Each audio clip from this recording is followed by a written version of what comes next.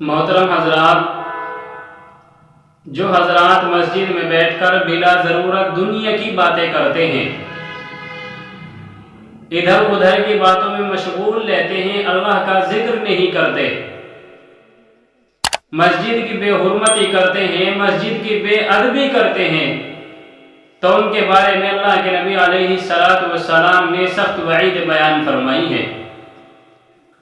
حضرت حسن بصری رحمۃ اللہ علیہ مرسلاً ایک روایت بیان کرتے ہیں کہ اللہ کے نبی علیہ السلام نے فرمایا کہ قیامت سے قبل ایک وقت ایسا آئے گا کہ لوگ اپنی مساجد میں بیٹھ کر اپنی دنیا کی باتیں کیا کریں گے، لہذا تم ان لوگوں کے قریب بھی مت بھٹکنا۔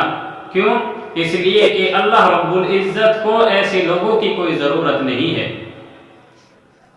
اور ایک روایت کے اندر آتا ہے کہ جب کوئی شخص بلا ضرورت دنیا کی بات مسجد میں بیٹھ کر کرتا ہے تو ملائکہ اس سے کہتے ہیں اسکت یا ولی اللہ، اے اللہ کے دوست، وہ اللہ کے ولی، خاموش ہو جا۔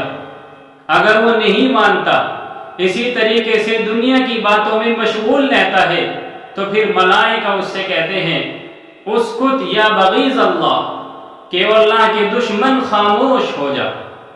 اگر وہ پھر بھی نہیں مانتا، پھر بھی دنیا کی باتوں میں مشغول رہتا ہے، تو پھر ملائکہ اس سے کہتے ہیں اسکت علیک لعنت اللہ، کہ خاموش ہو جا، تجھ پر اللہ کی لعنت ہے۔ اب آپ ان روایت کے اندر غور و فکر کرتے ہوئے اندازہ لگائیے کہ جس شخص پر مسجد کے اندر اللہ کی لعنت ہو گئی ہو، اس شخص پر بھلا اللہ کی رحمت کیسے ہو سکتی ہے؟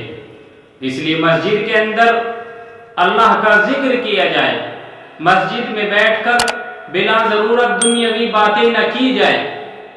اور میرا خیال تو یہ ہے کہ مسجد اللہ تعالیٰ کا شاہی دربار ہے، اور مسجد میں آنے والا ہر شخص اللہ رب العزت کا شاہی مہمان ہے۔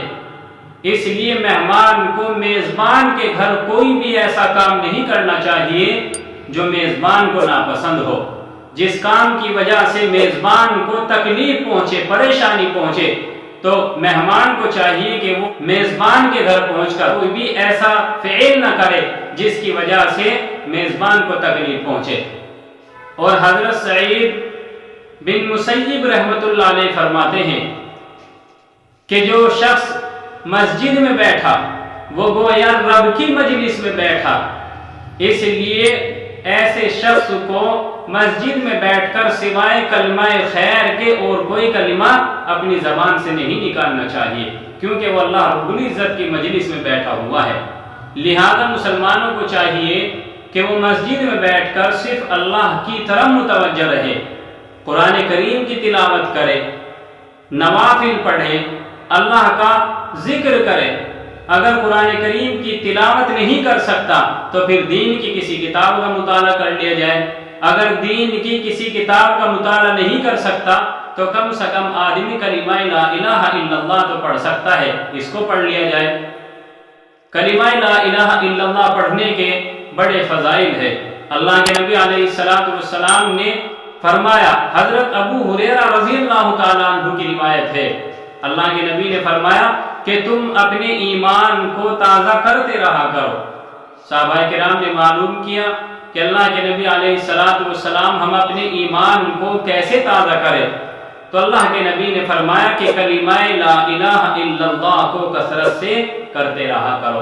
تو اللہ کے ذکر کرنے کے بڑے فضائل ہیں، آدمی کے دل کے اندر نورانیت بھی پیدا ہوتی ہے، اور جب انسان اللہ کا ذکر کثرت کے ساتھ کرتا ہے تو یقیناً یہ بات بالکل حقیقت ہے کہ اس کو عمل صالح کی توفیق بھی ملتی ہے۔ اس لیے مسجد کا خیال کیا جائے، مسجد کا ادب و احترام کیا جائے، مسجد کی ہر طریقے سے اس کی ضرورتوں کو اپنی ذات سے پوری کرنے کی کوشش کی جائے۔ اگر مسجد کے اندر کہیں پر صاف صفائی نہ ہو، کوڑا کرکٹ پڑا ہوا ہو، تو وہاں پر آدمی کو صاف صفائی کر دینی چاہیے۔ بہت سارے حضرات کا مزاج بنا ہوا ہوتا ہے کہ وہ صرف امام کے ذمے چھوڑ دیتے ہیں یا مؤذن کے اوپر چھوڑ دیتے ہیں کہ امام اور مؤذن ہی صاف صفائی کا خیال رکھیں۔ یہ خیال بالکل غلط ہے۔ اللہ کے نبی علیہ السلام کے زمانے کے اندر ایک عورت کا انتقال ہوا تو اللہ کے نبی کو اس کی اطلاع نہیں دی گئی۔ جب آپ علیہ السلام کو معلوم ہوا تو اللہ کے نبی وہاں پر آئے اور آپ نے اس کی نماز جنازہ پڑھائی اور پھر فرمایا کہ جب کسی کا انتقال ہو جائے تو مجھ کو اس کی اطلاع دے دیا کرو۔ میں نے اس عورت کو جنت کے اندر دیکھا اور اس کا عمل یہ تھا کہ یہ مسجد کے اندر سے کوڑا کرکٹ اٹھایا کرتی تھی۔ تو اس لیے بھائی مسجدوں کا خیال کیا جائے، مسجد کی صفوں کا خیال رکھا جائے، پنکھوں کا خیال رکھا جائے، اور جتنی بھی اشیاء مسجد سے تعلق رکھتی ہیں ان سب کا ادب احترام کیا جائے۔ امام اور مؤذنین، ائمہ اور مؤذنین کا بھی خیال کیا جائے، ان کی ضرورتوں کو اپنی ذات سے پورا کرنے کی کوشش کی جائے۔ اللہ رب العزت ہم سب کو عمل کی توفیق عطا فرمائے۔ آمین وآخر دعوانا الحمدللہ رب العالمین۔